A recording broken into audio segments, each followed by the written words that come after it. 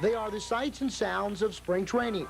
For three major league teams, the Cleveland Indians, the Detroit Tigers, and the Cincinnati Reds, it is a chance at a new beginning.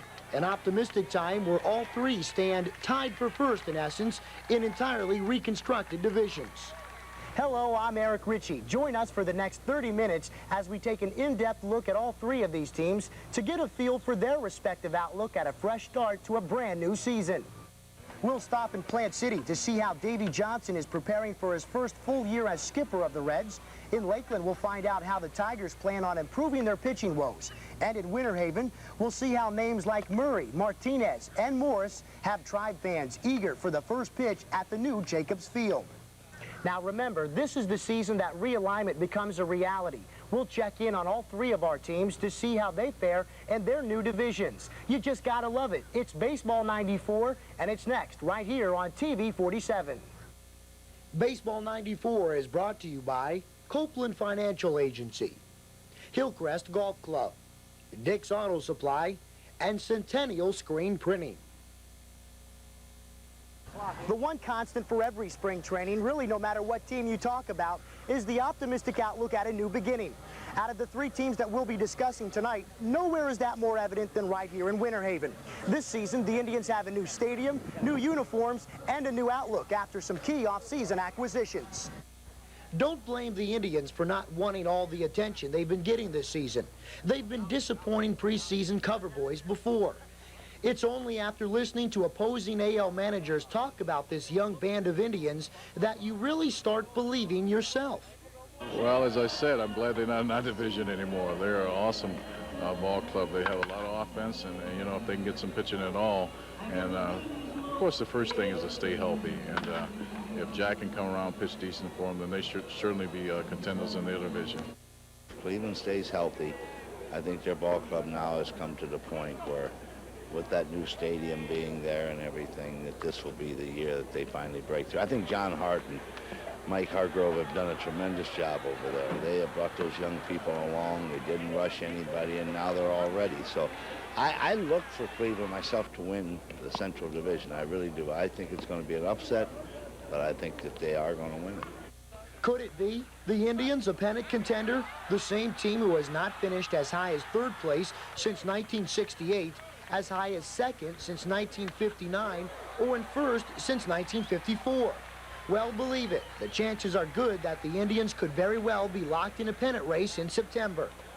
Yeah, I mean, everything looks good. You know, our pitching's coming around and our defense is improving, and we're going to hit the ball. So it's just, you know, we're looking forward to getting to Cleveland, getting into the new stadium, and having a lot of fun. With all of the optimism and the possibilities of a new beginning for this year's Indians team, there still is the reminder of that tragic accident last year that cost two of their teammates their lives. And on the one-year anniversary of the deaths of Steve Olin and Tim Cruz, the Indians dealt with the situation head-on. But as a franchise, we've had to move on. We have moved on.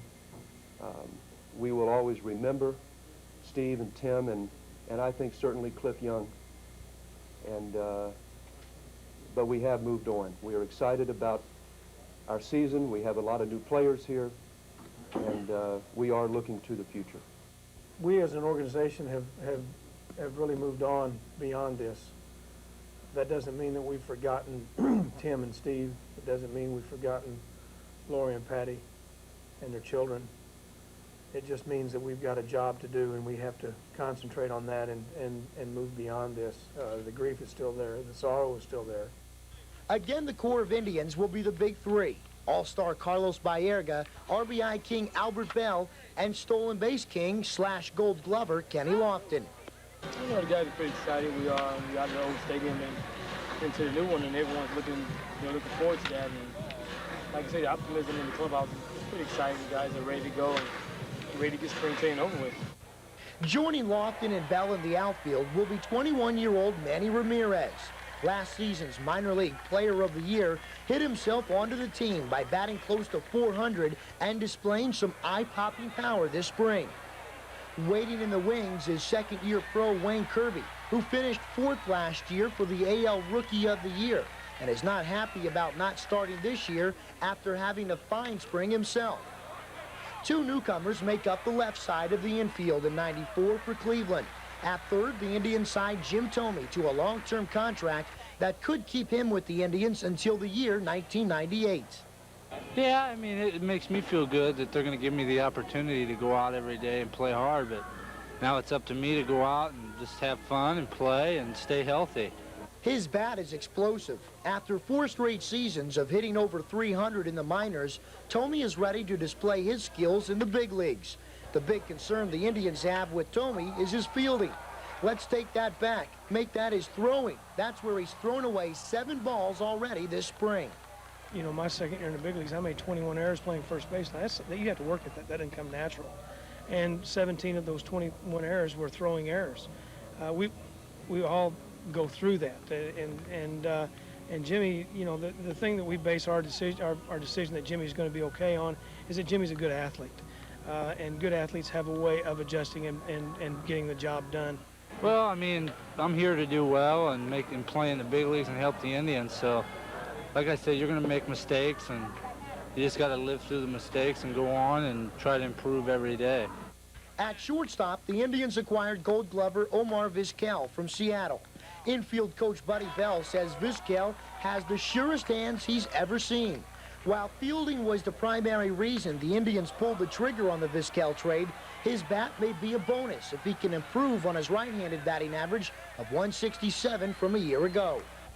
Rounding out the infield will be Paul Sereno at first base, with a healthy Sandy Alomar Jr. behind the plate. Another offseason acquisition is Eddie Murray, who will not only be the Indians' designated hitter, but will also protect Albert Bell as a strong number 5 hitter in the lineup. As always, pitching will be the key for Cleveland, but this year the Indians have reason for optimism. Veteran free agents Jack Morris and Dennis Martinez will be out to make a statement with a fresh start in Cleveland.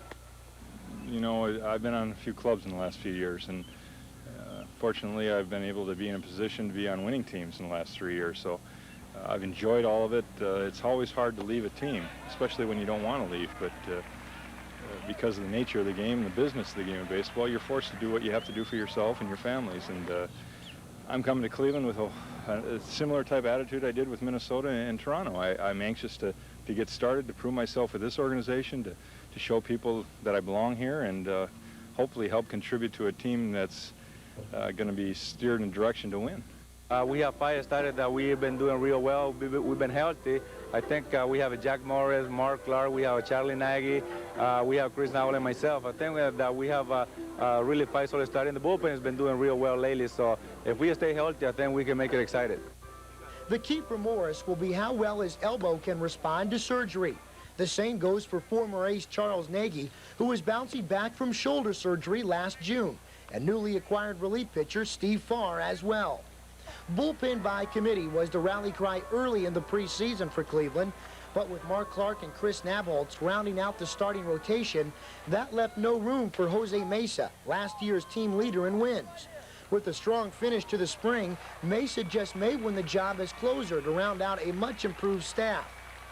He's throwing the ball extremely well, and we're going to bring him along slow in that role, and we're going to use him as more of a setup type man, and with the idea we'll get him in, try to get him into a closer type role and to get him comfortable with it. But for me, he's learned a two-seam fastball, which gives him a little more movement on the ball, and for me, he's throwing the ball extremely well, and he could be a dominating relief pitcher. With realignment, the Indians find themselves in the newly formed AL Central, along with Chicago, Kansas City, Minnesota, and Milwaukee. Say what you want about realignment, it's here. And the thing of it is the White Sox won the American League West last year, so they've got a good ball club. Kansas City's got a good ball club. Minnesota and Milwaukee are always tough. And while it is something different, it's not necessarily going to be something easier, and we're looking forward to it. Well, it's going to be a new experience. I've never been through it, and personally I think it's tainted the game a little bit because unlike football and unlike not necessarily football, but hockey and basketball, you play all season for seems to be nothing, and then everybody goes into the playoffs. I don't want to see that happen to baseball, and that's really what's happening is all of a sudden the meaning of the season is less valid than it used to be. After 40 years of disappointments, Cleveland fans don't want to get their hopes up too high for this season. Sure, pitching again will be the key for the Indians, but a combination of talent and confidence equates to a whole new outlook for this team.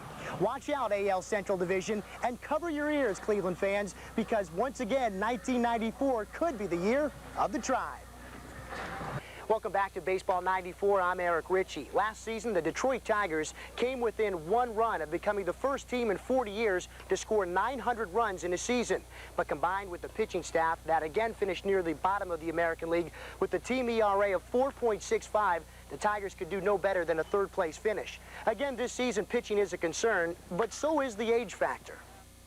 Alan Trammell is 36. Lou Whitaker is 36. Tony Phillips is 34. Mickey Tettleton, 33. Eric Davis, 31. And Cecil Fielder is 30. 6 everyday starters and 3 starting pitchers enter the 94 season at 30-something. Well, there's no question we have the experience. As whether or not we can hold up. I think, you know, that's a question that is not going to be answered until we get through the season. But, you know, as far as being in shape and being prepared, I think that we all are doing that. But again, you know, you get to a point that, you know, those questions are going to be asked, and I don't think anybody can really answer them. I think anytime you have experience, I think it helps, you know, helps out a ball team. And, you know, you really can't say injuries are based on age or whatever because, you know, I'm, you know, a young guy and I've been hurt. So I think if we can keep this team healthy and if we can stay healthy all season, I think we have a real good shot. Well, we got a lot of guys that's a lot of experience and, you know, played the game for a while and they've been on championship teams and they know what it takes to win. So, you know, yeah, we're getting up there in age, but we also know, you know, what we're doing out there. The double play combo of Lou Whitaker and Alan Trammell is back for their 17th season. For Trammell, it's somewhat of a fresh start after platooning at many positions last season. Not only is he back at short, but he's also coming off a season that he hit .329. Well, that's very true. I think just from looking at our team aspect, we've got a solid club. Certainly we're not being picked to win, but that's okay with us. We think that we've got a quality team and we're anxious to get going. And as far as for me personally, it's nice to be able to say I'm healthy and looking forward to contributing to helping this ball club win. Again, Cecil Fielder and Travis Fryman will join Whitaker and Trammell in the infield, with Chad Kreuter expected to see more time behind the plate this season. I think we're very confident, you know, going out and getting out in front first place last year for, you know, most of the first half gave us a lot of confidence, you know, because we weren't expected to do that last year. And certainly we're not expected to do that again this year. Sure, Fielder and Tettleton will be counted on to supply most of the power, but a healthy Eric Davis in center field could add even more pop to an already potent lineup. If we can get Eric out there 120 to 125 games, I'll be happy. I think that's enough games for him. If we try to push it beyond that, I think we'll have some problems. But I think if we can get him out there 120, 125 games, he'll do a very good job for us. Along with Davis's bat and speed comes his glove. With him in center, Fryman and Trammell back to their natural positions, an improved defensive unit could help a shaky pitching staff. Well, definitely. We're a lot stronger with Eric out there in center field because he's as good a center fielder as he is defensively about going and getting the ball, and he can also come in. We're a lot better off than we were last year at this time. Again, the pitching staff is a major area of concern for the team. The Tigers were drooling for a chance to acquire an ace to the staff in a major trade during spring training, but it never came. Well, I really think that the pitching staff, quite truthfully, has always had a bum rap a little bit. It's kind of always overshadowed by the thump that we have in our lineup, needless to say. The thing that makes your pitching look good is your defense. And whenever our guys get real good defensive pitching is always outstanding. I'm very pleased with the way we are right now because we don't have anybody that's injured, and we're pretty solid right now going into the season. The closer this season again will be Mike Henneman. The club's all-time save leader is entering his 7th full-time season with the club.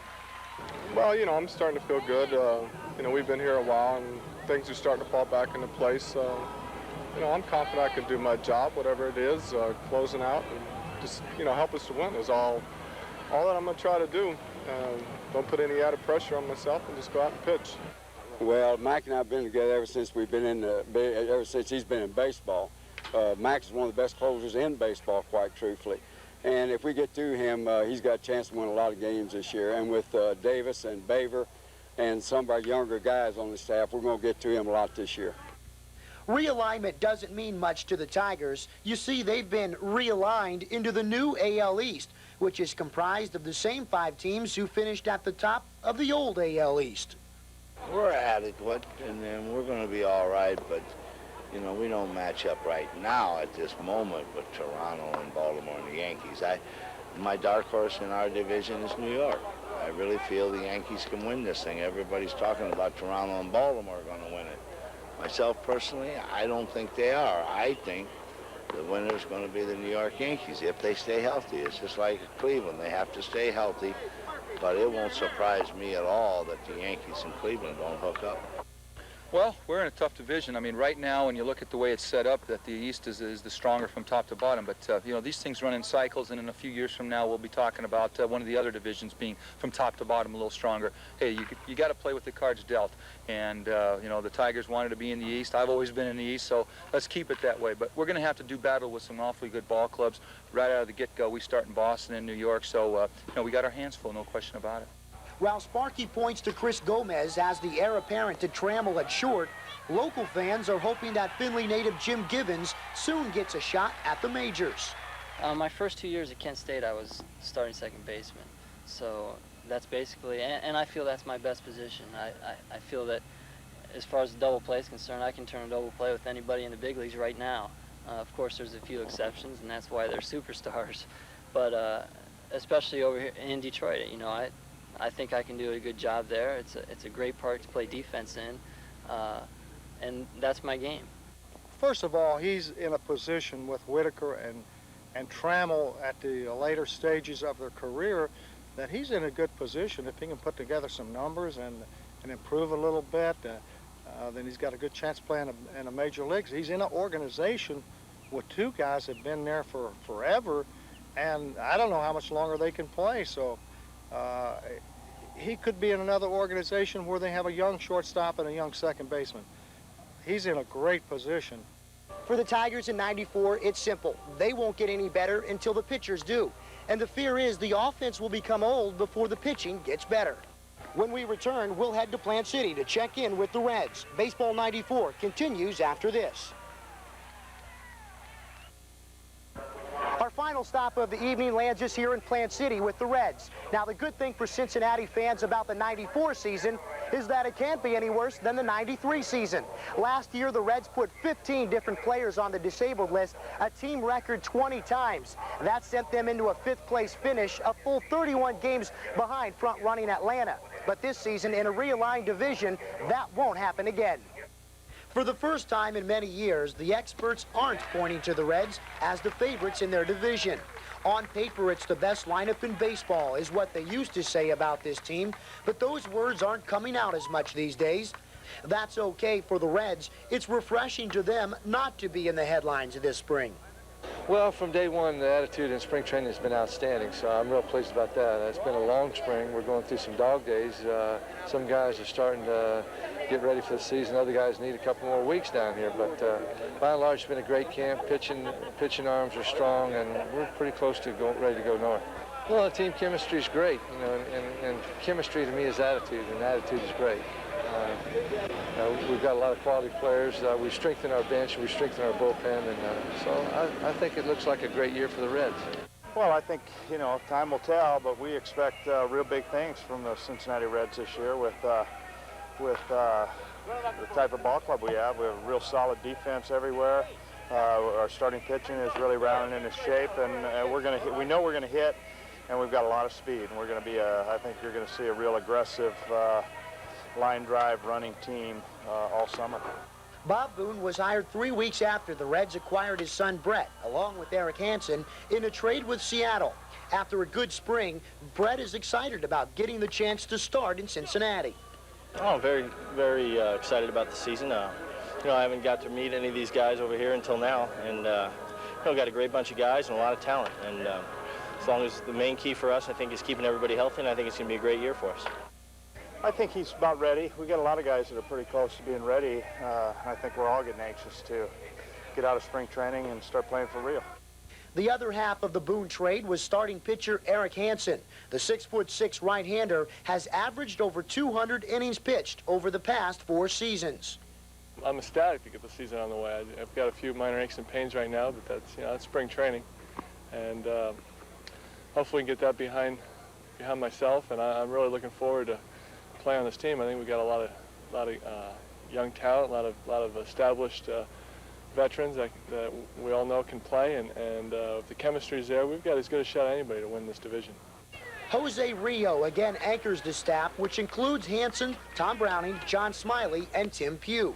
Like the entire team, the good news is that the pitching staff probably won't be as bad as last season's 4.51 ERA, which was third to the bottom last year in the National League. I think potentially the starting five has a chance to be very good when you're talking Jose Rio, Tom Browning, John Smiley, Erik Hanson, and probably Tim Pugh will be the fifth starter. I think that the rotation is going to be fine. John Smiley had elbow surgery. He's 100%. Tom Browning had a bad outing a short time ago against the Phillies, but he's had about as good a spring as we've ever seen him have. Jose Rio has been Jose Rio, and Erik Hanson's going to be good. So the rotation, I think, will stack up pretty well against all the rest of the teams in the division. The Reds made a surprising move midway through the spring when they signed free agent shortstop Tony Fernandez. The Reds moved him to third, and he is expected to be the leadoff hitter. Don't count out 22-year-old Willie Green, however. He was initially set to battle Tim Costo for starting honors at third until the acquisition of Fernandez. The Reds are still very solid up the middle with Roberto Kelly in center and Joe Oliver behind the plate to go along with Barry Larkin and Bret Boone. Hal Morris avoided charging the mound this spring, and he enters the season healthy.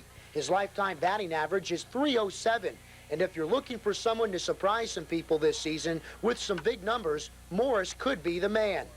Joining Kelly in the outfield will be Kevin Mitchell in left and Reggie Sanders in right. Sanders led the team a year ago with 83 RBIs and should have another big year in '94. The big concern for the Reds is in the bullpen. That's where Rob Dibble opens up the season on the disabled list with tendonitis in his right shoulder. In the meantime, Jeff Brantley and Chuck McElroy will be the closers. Realignment couldn't have come at a better time for the Reds. No longer will they have to battle Atlanta and San Francisco, who had the two best records respectively in the game a year ago. So heading into this season, the big question marks for the Reds remain at third base and in the bullpen. Last year's starting 8 appeared in just 4 games together, and injuries will definitely be the key factor this season once again for the Reds. Well, that brings an end to our show tonight, but really for Baseball 94, it's just the beginning.